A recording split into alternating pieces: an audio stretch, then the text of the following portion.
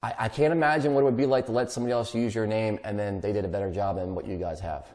That's just the plain truth.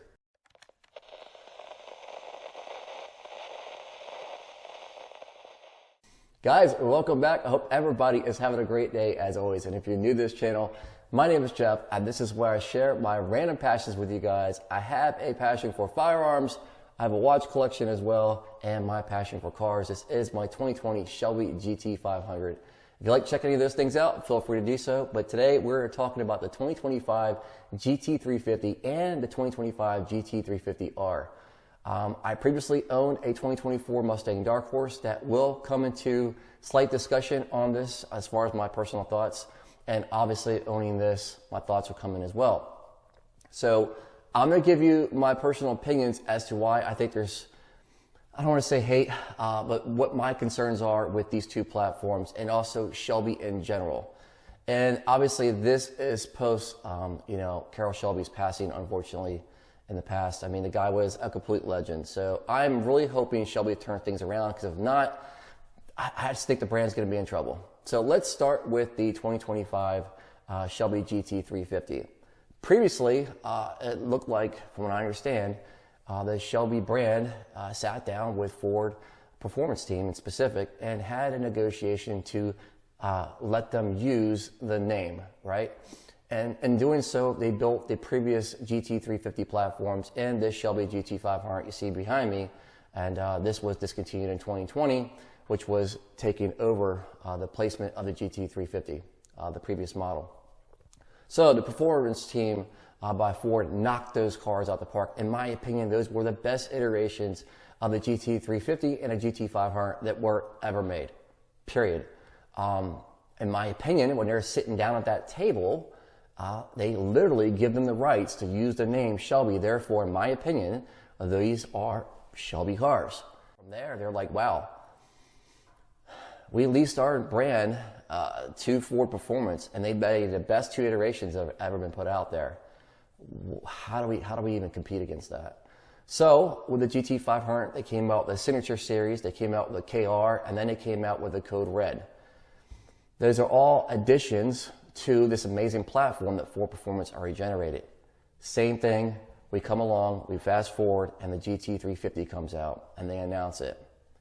Here's where the issue comes in my opinion. This is what I think happened. I think since Ford had that motor, flat plane crank in the GT350, which in essence is almost, reverse engineering of a Ferrari motor, amazing motor. Since they built that motor, the Ford Performance Team, I don't know if they were willing to give the rights away for the Shelby team to use that motor again, right? So in typical fashion, the Shelby team said, hey, look, if you just send us your car, we're going to do a bunch of bolt-ons to your car, with the exception of the body kits that they create, the flared fender wells. Their work, the craftsmanship on their body work is amazing, right? So when you add the addition of the flared fender wells and everything else, the creation of the hoods, the carbon fiber hoods they do, the interior, aside from them, those aspects, everything else is a bolt-on. When you're talking to Whipple, it's not from Shelby, it's from Whipple, right? And that's what they did. So the GT350 has the quality. Obviously, it's the package you chose, right? Your Ford Performance GT, I believe it has to be at least a Ford Performance level. And if you chose the Tremec option, I believe the GT has that option, then that's what you're going to get in your GT350. Prior, standard and GT350s came with the Tremec. You came with the flat plane crank. Now you're going to a Coyote. Nothing wrong with a Coyote. It's an absolute beast, an amazing motor. The problem is when you're trying to make a car unique, it was already amazing in itself, already unique because of that flat plane crank. Now it's not. Because everybody has a Coyote, right? The Dark Horses, the GTs, and the non-premium GTs have the Coyotes. You stuck a Whipple on it. Wonderful. You can get that package from Ford right now. You can buy a 800 plus horsepower GT right now for roughly $70,000. Now, does it have all the rest of the options you're including on the car? The better suspension, the better interior, depending on what package you get, the hood and the fender well? No, it does not. But again, for the most part, those are all bolt-ons, and that's the issue. In my opinion, it no longer makes that car special. The other problem is, in my opinion, with the S650 platform of the GT350, you have basically the standard interior with the exception of what you add to the seats and stuff like that. And the screens are what the issue is. After owning a Ford Mustang, the Dark Horse, I can tell you for a fact, after ownership, roughly 5,000 miles on a car in a couple of months, screens overheated, screens were shut off while I'm driving. I don't know if it's the ECU that's causing a problem, the FPGA or the source code, or what's causing a problem with the screens, but they are extremely hot. And then the design of the screens, which are about an inch or two higher than a dashboard, right? If you don't have tinted windows and your car's sitting in the sun, the direct sunlight is hitting the back of those screens, causing more heat, in addition to those screens already being hot as it is. They overheat. When you're looking at those screens in the GT350, and you're charging roughly $109,000 plus for a car, for most bolt-ons anybody can get, I have an issue with that. I don't know what you would have done better. I have a thought on that, which I'll give you in about 2 seconds. But those screens to me are a problem. So, I mean, that's just one thing to think about, right? So what I think maybe what you could have done is sat down at the table of Ford Performance again. And I don't know the specifics of why they're no longer using the Shelby name for the 350s or the 500s right now, but maybe renegotiate it, right? And let them build another iteration, since they've already done a handmade job with the flat plane crank. And you probably would have had a hell of a lot better a platform to come out using your name. I can't imagine what it would be like to let somebody else use your name and then they did a better job than what you guys have. That's just the plain truth, right?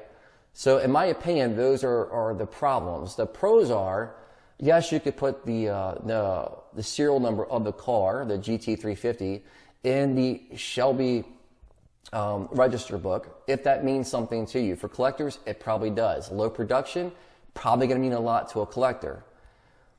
The Shelby registration book is slightly outdated, to be blunt, to a point. Nowadays, you can order a window sticker from your car as long as you have the VIN number for most cars. Not all classic cars, obviously. And in there is going to have a complete breakdown of what my car is and, you know, Shelby GT500. Clearly, that's what it is. What I won't be able to do without having my name in that book is to find out other iterations of other cars that are classics, right? So if I'm buying a classic, that's where that Shelby registration book is.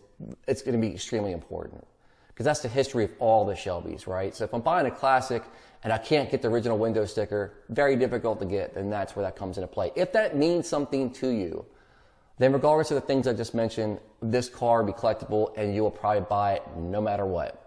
But in my opinion, adding a Whipple, not having a flat plane crank, using the S650 interior, which hit or miss, some people love it, some people hate it. I mean, the Mustang Dark Horse in itself is an amazing car. There's way more pros than there are cons. I can tell you that from experience. So that's my opinion on a GT350. The GT350R, it's, when you advertise that car, the interior tub as being carbon fiber, it is not. It is a carbon fiber skin that's overlapped on top of the actual frame of the car. Okay, you replace this carpet, great. I can't imagine what you're going to charge somebody for that car. If you're going to do a tub, do a tub. If you're going to charge a couple $100,000 for a car, you know, do it right. Don't take carbon fiber and just overlay it on top of the frame and give it some fancy name and maybe a nomenclature and charge somebody an arm and a leg. I think it's absolutely ridiculous. And I think you're shooting yourself in the foot. I really do. Again, that car is going to be very limited. Most collectors probably won't care. They're going to buy it regardless. In my opinion, I mean, I'm not collecting these cars, right? I just think that's a joke.